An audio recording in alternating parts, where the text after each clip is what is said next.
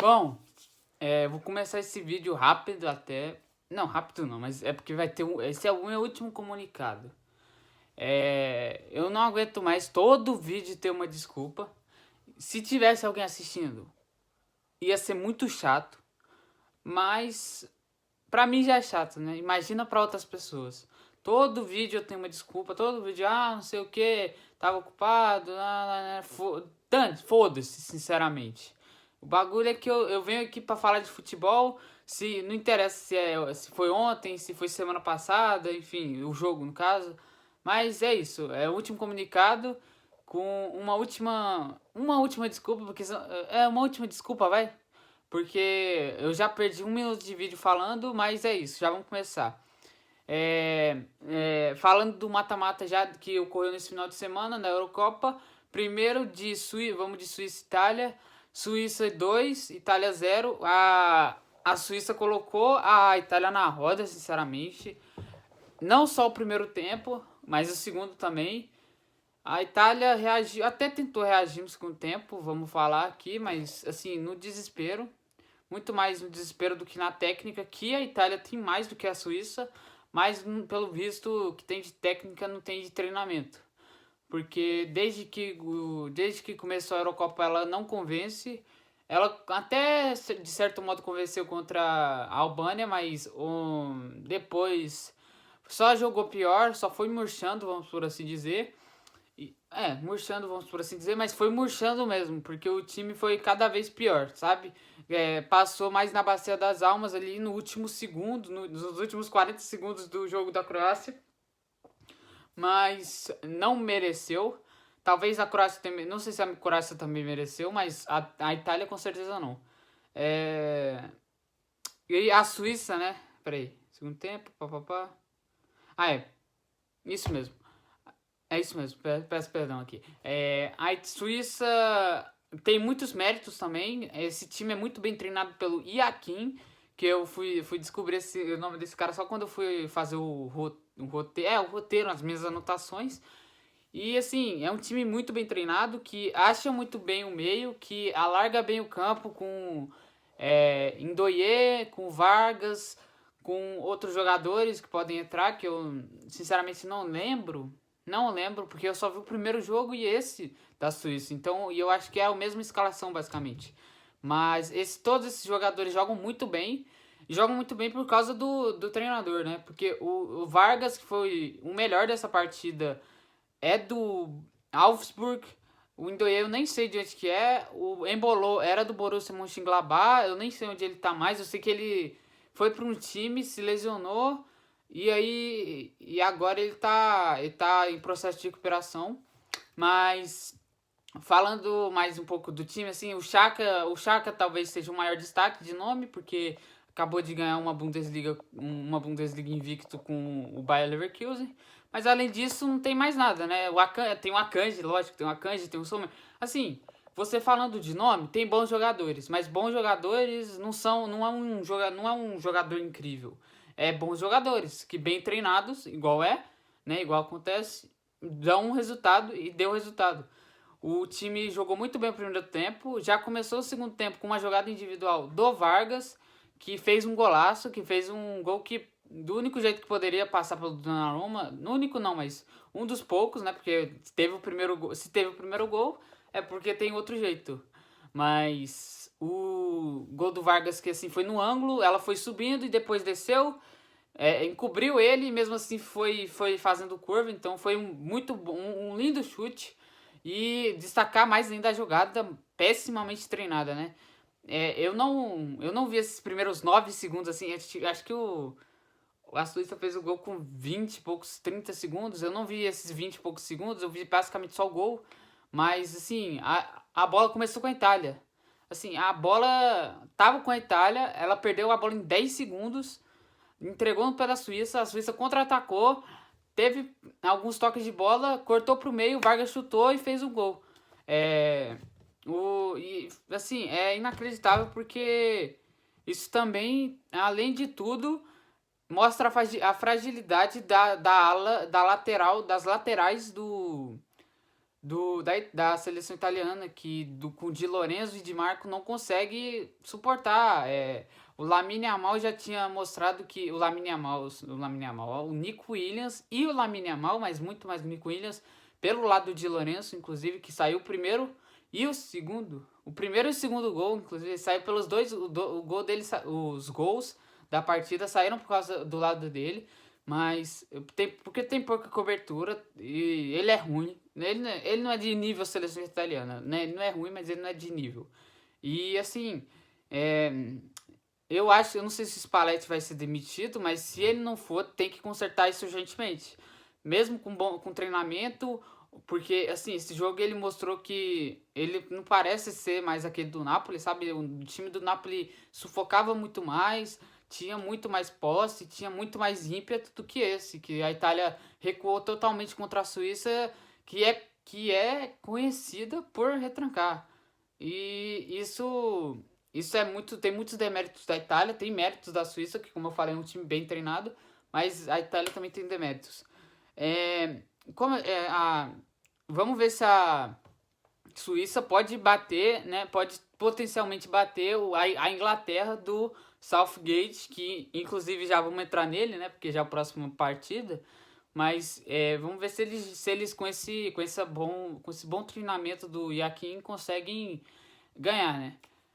Eu ia comentar de Alemanha e Dinamarca, mas eu não consegui, eu saí na hora e eu não consegui ver o VT.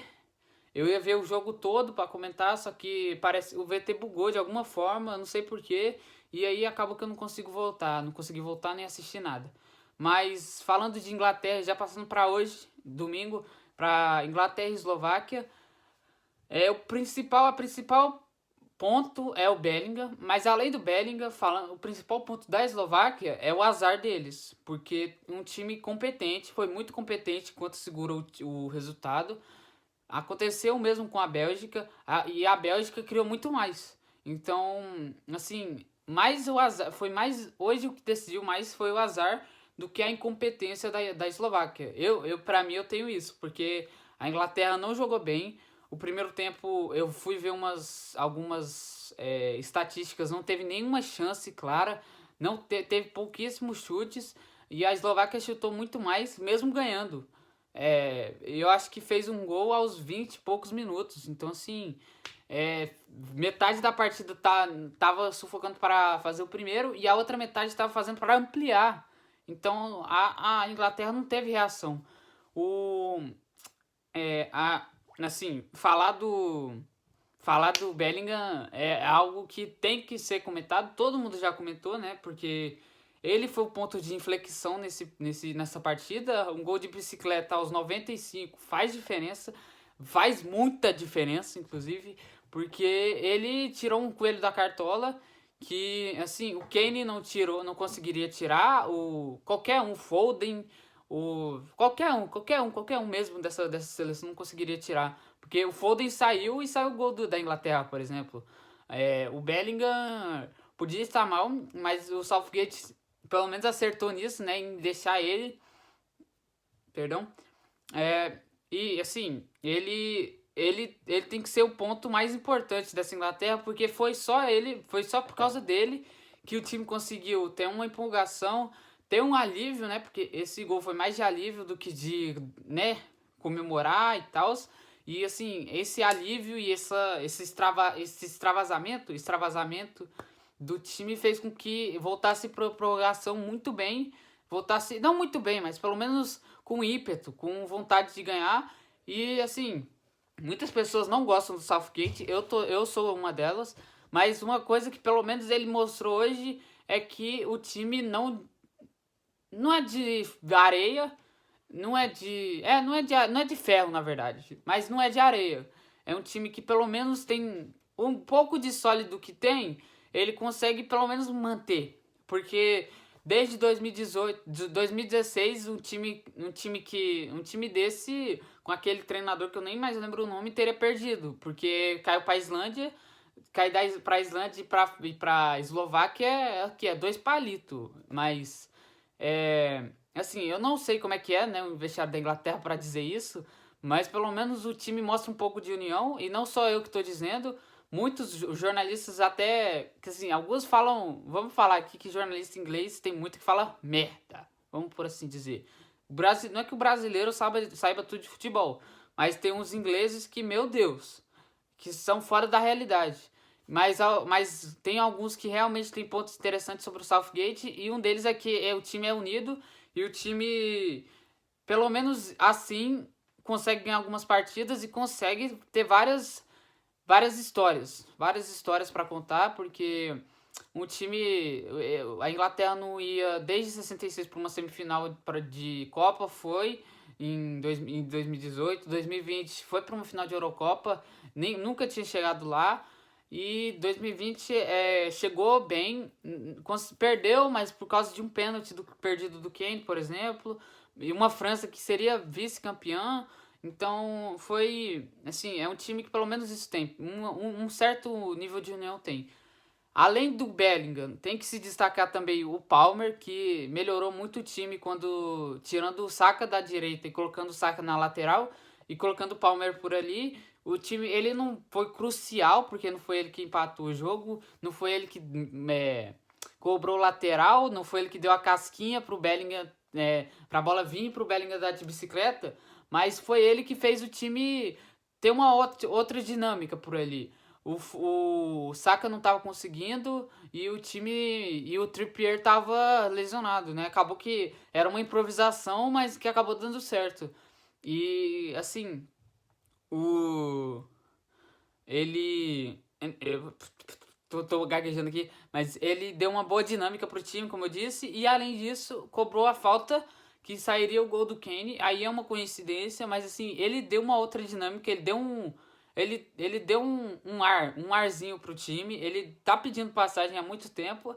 Ele não era titular, mas porque o Saka até tava bem, vamos dizer que na fase de grupos, mesmo ele não tendo feito nenhum gol, ele foi melhor do que muita gente por ali. O Bellingham jogou muito bem assim, né? Foi esforçado, fez um gol no primeiro jogo. O terceiro, acho que ele fez. Não, o terceiro não, foi só ele e o Kane, né? O primeiro e o segundo jogo que fizeram, né? Na fase de grupos. Mas, então ninguém fez, só os dois. Mas, mesmo com nenhum gol, o Saka tava bem. E hoje, né? No caso, não tava muito bem. E meio que a improvisação deu certo, que o Palmer pelo menos entrou e mostrou que pode ser titular. Na direita, jogando do jeito que ele joga, sabe? No Chelsea. Assim, é a mesma coisa do Foden, só que a diferença é que o Foden meio que não teria ninguém para a esquerda, sabe? O Foden teve que continuar sendo sacrificado por causa de uma teimosia, né? Uma teimosia, porque já foram 3 jogos mostrando que ele não joga bem na esquerda. E o Southgate não tá disposto a mudar isso. Mas com um resumo, assim, um resumo da partida, que foi um jogo ruim, que... Peraí. Nada. Ah, sim, perdão. Tava lendo algumas coisas aqui, alguns pontos. Foi um jogo ruim da Inglaterra. Não merecia passar, mas passou pela individualidade e pela sorte, como eu já comentei. Mas. E também pelo desgaste, né? Porque a Eslováquia teve 3 jogadores substituídos por causa de cãibra, de tanto correr, de tanto voltar, de tanto se doar. E assim, o desgaste fez diferença, porque além do desgaste físico que estava já aos 95, o desgaste mental de jogar uma prorrogação, levando o gol de empate aos 95, isso faz diferença, com certeza faz. E mesmo assim, a Inglaterra toda, claro, a Inglaterra toda é remendada no segundo tempo, mas mesmo assim, a Eslováquia teve chance na área, teve cabeçada que, assim, ao invés, por exemplo, o último lance do jogo, o Pickford pega uma cabeçada que algum zagueiro, que algum lateral, não sei, alguém da Eslováquia estava prestes a chutar. Se fosse 2 segundos de atraso, então o cara com esses 2 segundos antes, 1 segundo antes, meio segundo antes, ele estaria chegado na bola e quem sabe empatado o jogo. E assim, isso é mérito da Eslováquia, mas mérito da Eslováquia por acreditar, óbvio, mas ainda tem um pouco de demérito da Inglaterra, mas também tem demérito, tem muita coisa envolvida, né? Porque Assim, o time tava todo remendado, tinha Eze na lateral, era Bellingham fechando na esquerda, era dois pontas nas laterais, né? Porque no final do jogo, o Saka continuou na direita, só que ele era de ala e o Palmer mais à frente, mas foi assim, não tenho muito o que reclamar, né? Porque eu faria as mesmas substituições. Vou ter que ser um pouco o advogado do diabo. Eu não sei se muita gente contestou, mas eu vi gente contestando. Então, eu tiraria o Kane, pelo menos o Kane. E eu entendo ele tirar o Bellingham, porque é lógico, tinha que tirar alguém pra ter um lateral esquerdo, né? Porque o Eze tava de lateral esquerdo. Eu colocaria o Eze mais à frente, onde estava o Bellingham. Colocaria o Bellingham de volante, tiraria o Kane e colocaria um lateral. Eu deixaria o Bellingham porque estava iluminado, mas assim, ele não tinha perna para correr, então foi bom ter tirado também. E colocado o Gallagher é só uma coisa que, pô, 15 minutos correndo, 15 minutos correndo sem parar, dá para um jogador fazer. Então não tem muito o que contestar nesse ponto. E talvez nem tanto do segundo tempo, porque foi mais na garra, né? Esse segundo tempo da Inglaterra foi muito mais na garra, muito mais no acreditar, muito mais no segurar, principalmente, do que alguma coisa tática, alguma coisa que o Southgate, por exemplo, poderia ter mudado ou poderia não ter mudado, entendeu? Até porque também não saiu o gol, né? Se saísse o gol, talvez a análise seria diferente. Mas é isso. Já passando pra. Eu tô muito tempo falando desse jogo, porque eu tive várias. Eu vou até falar. Eu vou ter que falar aqui no vídeo. Eu tava torcendo pra Inglaterra. Eu critiquei muito a Inglaterra, mas é porque eu gosto do Bellingham, eu gosto do Kane. Mas mesmo assim, eu não. Sabe, eu não quero que o Southgate continue. Então, eu tava num mix de emoções. E a Inglaterra passou com gol do Kane, gol do Bellingham. Então, assim, pá, muito doido. Espanha e Geórgia. Ah, tá. Espanha 4, Geórgia 1. A Espanha, esse jogo eu acho que eu posso falar um pouco mais, menos de emoções e muito mais na cabeça. Mesmo que eu também queria que a Espanha passasse, com todo respeito aos georgianos, né? Chique Chique Bahia. Mas com todo respeito a quem torcer pela Geórgia, eu queria que a Espanha passasse porque é o melhor time e é o time que pode. Pô, é o time que melhor pratica futebol, né? Nessa Eurocopa e que pode ganhar essa Eurocopa com nenhum destaque. Com nenhum destaque assim de ganhar bola de ouro, por exemplo. O Morato, quem que vai disputar? O Pedri? Não vai ter ninguém ali. Mesmo assim, o Pedri não é o melhor desse time, né? O melhor é os dois pontas que são muito jovens para qualquer prêmio e não mostraram nada, né? Estão na seleção, mas não provaram muita coisa ainda pelos clubes. Até porque um tá no Atlético de Bilbao e o outro tá no primeiro ano no profissional. Até rimou. Mas enfim, Espanha ganhou da 4-1, né? Espanha ganhou de 4-1 da Geórgia. A Espanha começou muito bem o jogo, começou pressionando, teve, pelo que eu lembro, duas defesas boas do Mamardashvili nos primeiros 10, 15 minutos. A Espanha estava pressionando muito bem, com uma dupla de laterais e pontas, assim, quando alternando, óbvio, né? Quando o Carvajal ia por dentro, o Lamine ficava por fora, quando o Lamine ia por dentro, o Carvajal ia por fora.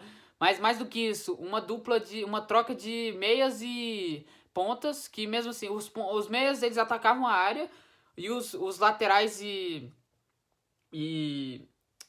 e pontas faziam essa, né, de trocar de lado, de trocar de função, de meias prontas e etc. Laterais pontas e etc. Mas para ter cruzamento, para ter volume de jogo, para ter rebote. E fez muito isso no começo do jogo. Eu acho que teve inclusive uma defesa do Mamardashvili foi no escanteio que aconteceu isso.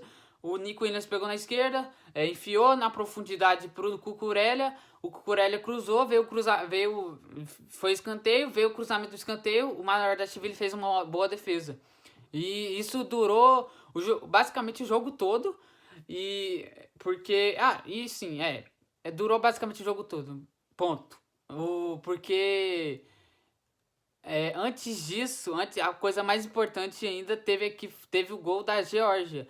Não mudou muita coisa, né? Tipo assim, foi no ponto de jogo em que a Espanha começava a cair um pouco de rendimento físico, E a Geórgia começava a ter um pouco mais de espaço para sonhar, estava resistindo bem, principalmente com as defesas do goleiro, e com uma defesa bem impostada. E quando o Kvara. Quando sai o gol por causa do Kvaratskhelia, que puxa o jogo lá da esquerda, dribla o lateral, o Fabian Ruiz, eu não lembro, meio que toca pro Mikal Tadis, ele abre no lateral direito, que cruza na área pro Kvara, só que acaba que o Lenormand desvia primeiro e faz um gol contra.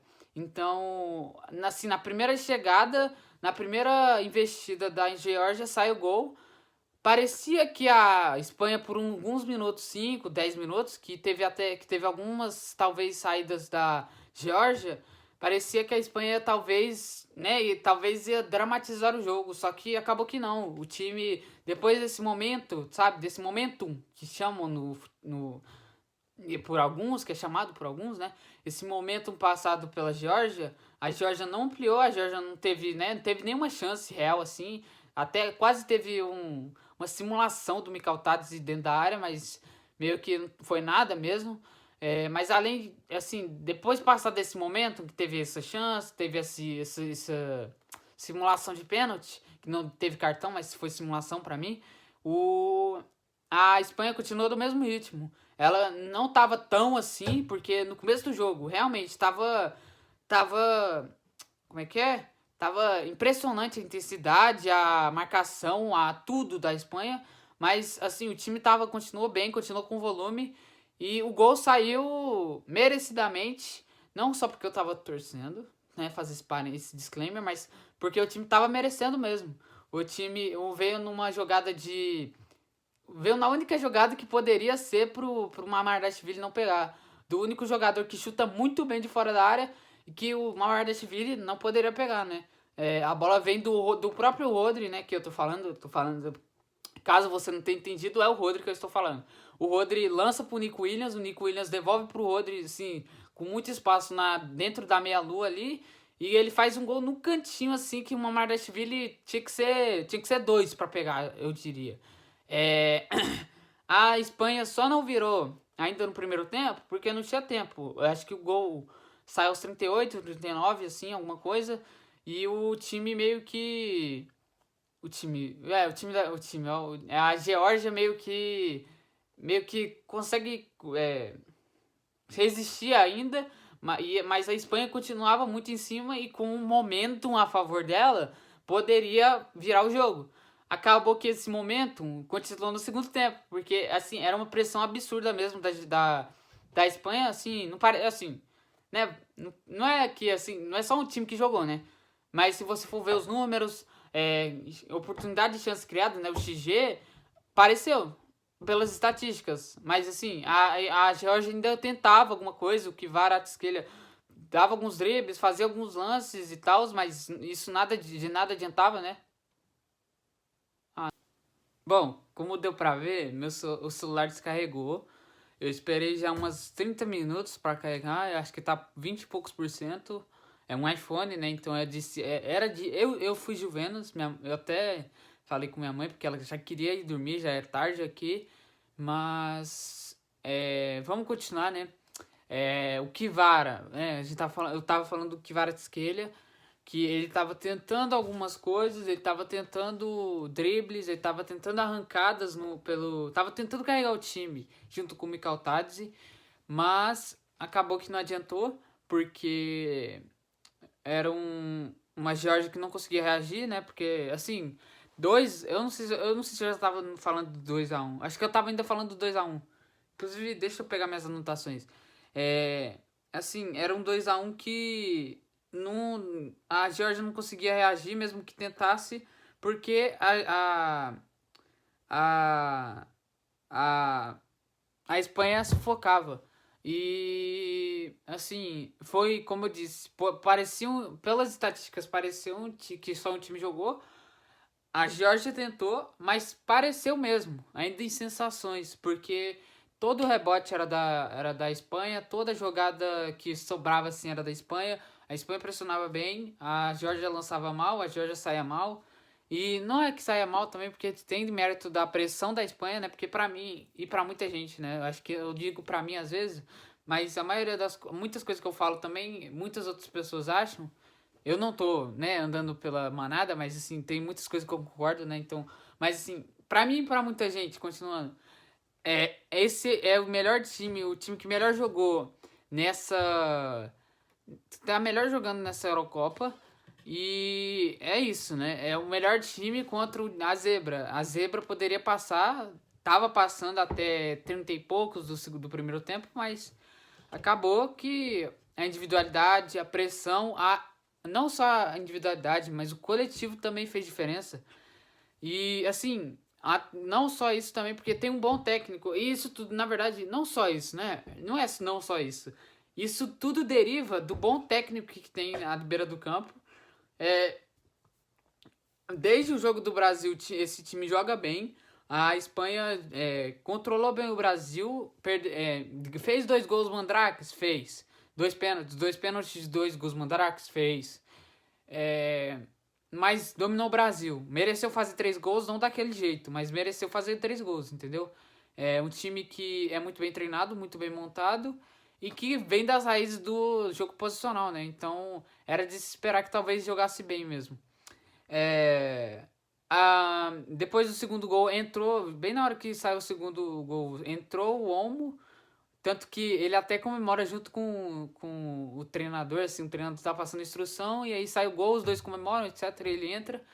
É, quando ele entra, ele faz uma dupla de atacantes com o Morata, com o Oyarzabal, que também entrou.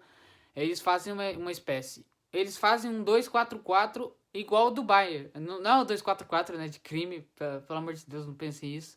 Mas é o 2-4-4 do Bayern, em que tem 2 pontas de pé invertido, né, um destro pela esquerda e um canhoto pela direita, que carregam a bola para dentro, tem liberdade para carregar a bola para dentro, porque tem 2 atacantes e e os 2 atacantes empurram a zaga, né, para ter esse espaço para eles carregarem para dentro. Nessa carregada para dentro, os laterais passam atacando a profundidade, atacando a lateral. E muito disso aconteceu é, pelo lado do Grimaldo e do Nico Williams, tanto que por ali que saiu o terceiro gol. Terceiro? O terceiro gol, inclusive. Porque eu acho que o quarto que é do Dani Olmo. É isso mesmo. O terceiro gol sai dali. E assim, é um olho tático meu que eu às vezes falo aqui, mas eu realmente não sei. Eu não é que eu não sei, eu sei mais eu tento entender mais as intenções e não tanto esses números, entendeu? Por isso que eu não falo muito dessas coisas.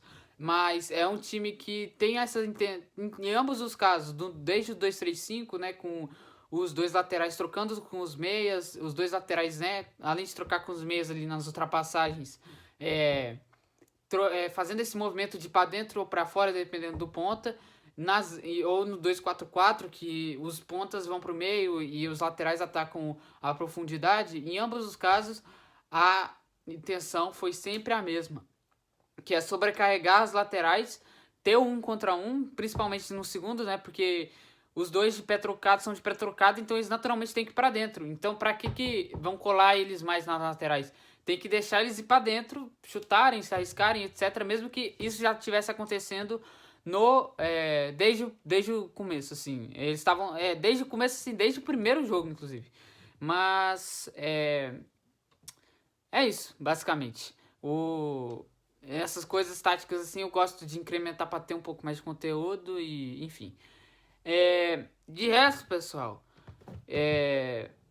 perdoa qualquer coisa, porque eu acabei de ver esse vídeo. Nossa, cara, assim, eu não gosto. Eu falei já nesse vídeo ainda que eu não quero tanto perdão, pedir tanto perdão, assim, desculpar e tal.